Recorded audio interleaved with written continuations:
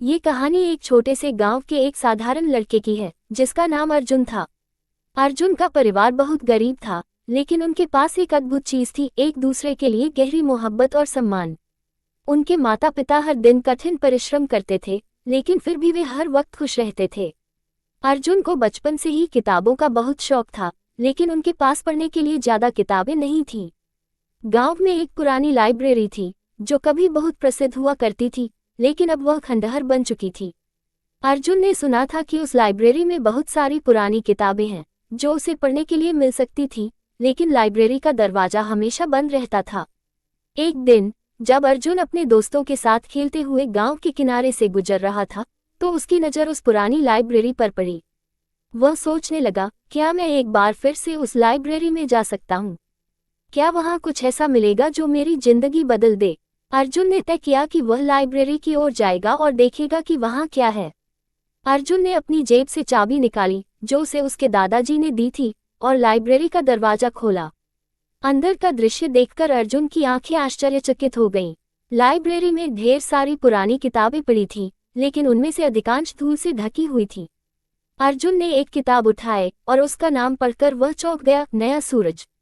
उसने किताब को खोलकर पढ़ना शुरू किया। ये किताब एक लड़के की कहानी थी जो कठिन परिस्थितियों के बावजूद अपने सपनों को पूरा करता है। किताब को पढ़ते पढ़ते अर्जुन को यह एहसास हुआ कि वह भी अपनी जिंदगी में कुछ बड़ा कर सकता है।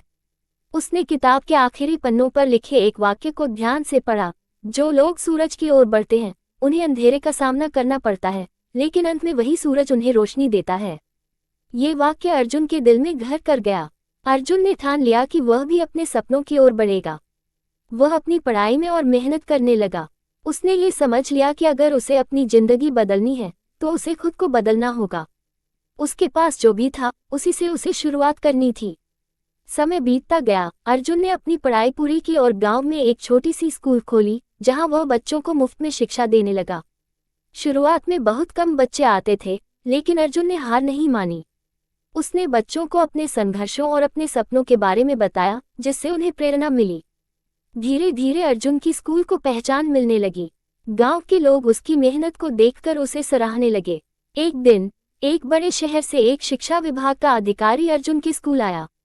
उसने अर्जुन से पूछा, तुमने ये स्कूल कैसे शुरू किया?